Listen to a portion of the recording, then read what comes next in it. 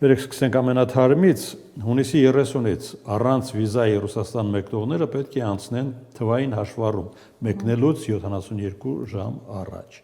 Ինչ է վկայում այս խստացումը։ Այս խստացումը երկու փուլով իրականացվող միգրացիոն հերթական փոփոխությունն է, որի առաջին հատվածը սկսվել է դեռևս 2024 թվականի դեկտեմբերին, երբ 24-ի դեկտեմբերից մինչև 25 թվականի հունիսի 30-ը Մոսկվայի բոլոր օդանավակայաններում,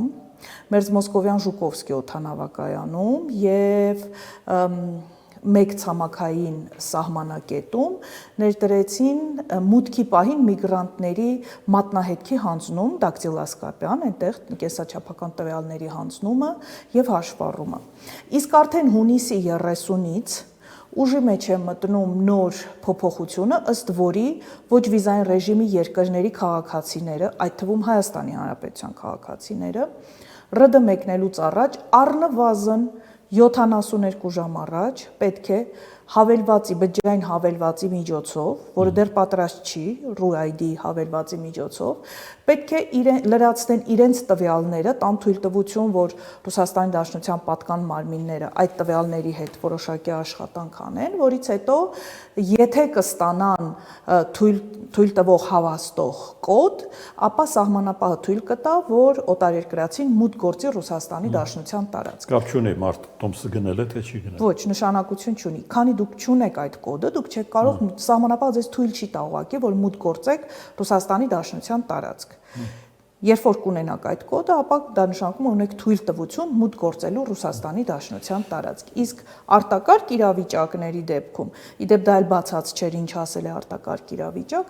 առնվազն 4 ժամ առաջ։ Ռուսաստանը մտցնում է նոր սահմանափակումներ բանկային փոխանցումների վրա, եթե բացված չէ բանկային հաշիվ։ Իդեպ այդ բանկային հաշիվները բավականին հետաքրքիր պրոցես է։ Այս ամբողջ միգրացիոն փոփոխությունների մեջ, հատկապես փետրվարի 5-ի փոփոխությունից հետո, երբ ռեժիմ Վիսլկին ուժի մեջ մտավ, բանկերը շատ ակտիվ ներգրաված են այդ պրոցեսում։ Եվ երբ որ մարդիկ ուրեմն հայտնվում են վերահսկվող անձանց ռեեստրում, առաջինս առեցվում են նրանց բանկային հաշիվները։ Եվ բանկային փոխանցումներն էլ են սահմանաչափով լինելու, որովհետև օրինակ միգրանտների մի խումբ աշխատում էր, նրանց մի մասը գրանցված էր, մի մասը գրանցված չէր, կամ աշխատավարձը պայմանագրում ուրիշ թիվ էր, իրենք այլ գումար էին ստանում, կամ նրանցից մեկի անունով ամբողջ գումարը ուղարկում էին իրենց Ուղարկումը պետք է բանկային հաշիվ ունենա։ Բանկային հաշիվ պետք է ունենա եւ սահմանաչափ է դրված, այսինքն ինքը այդ գումարից ավել չի կարող փոխանցել եւ այստեղ շատ կարեւոր է լինելու, իսկ դու ինչքան գումար ես աշխատել։ Օրինակ քո պայմանագրում նշած է 50,000, բայց դու ամեն ամիս ուղարկում ես 150,000, իսկ որտեղից քեզ այդ 150,000-ը։ Այսինքն այստեղ նույնպես վերահսկողություն է մտցնում պետությունը այս գործարքները հսկելու առումով։ Հիմա հաջորդը, որ ըստ իս ամենաբարդն է հասկանալը, վերաբերում է Մոսկվայի մարզին, որում էքսպերիմենտ է համարվում, միգրանտների հաշվառում եւ վերահսկման նոր մեխանիզմների մասին է խոսքը։ Եթե թույլ կտաք, ես ռուսերեն, ընթերցանտ եմ։ Обязательная регистрация на по месту нахождения. Дактилоскопия, биометрическое фотографирование и мониторинг геолокации абонентных устройств. Այստեղ բացառություն են միայն Բելարուսի քաղաքացիները եւ դիվանագետները։ Ինչ են կստանում այս փոփոխությամբ։ Ուրեմն Որում ասում են, եթե էքսպերիմենտը հաջող համարվի, իսկ հաջողության նշան չգիտես որն է, կկիրառվի Մոսկվայի արդեն մյուս մարզերում, Ռուսաստանի ամբողջ տարածքում, այո։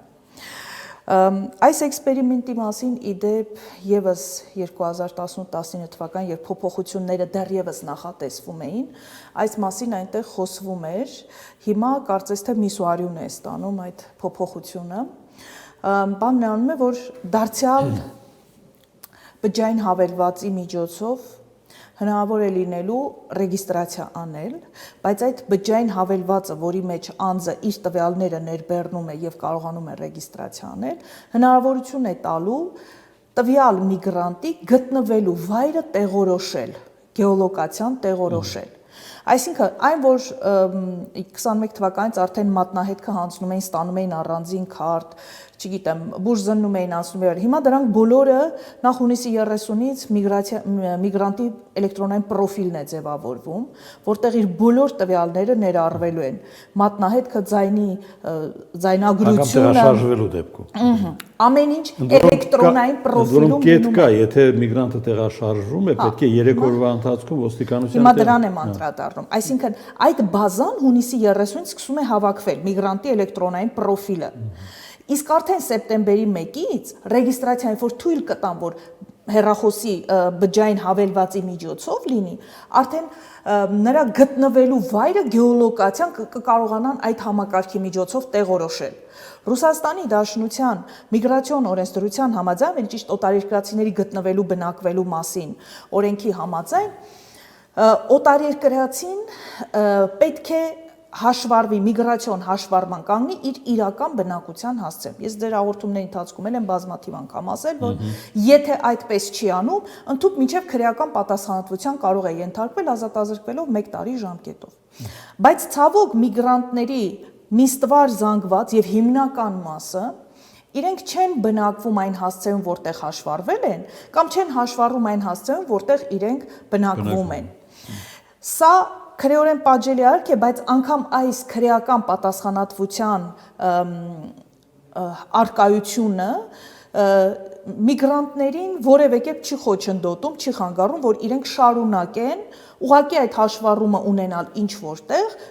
բայց բնակվել մեկ այլտեղ։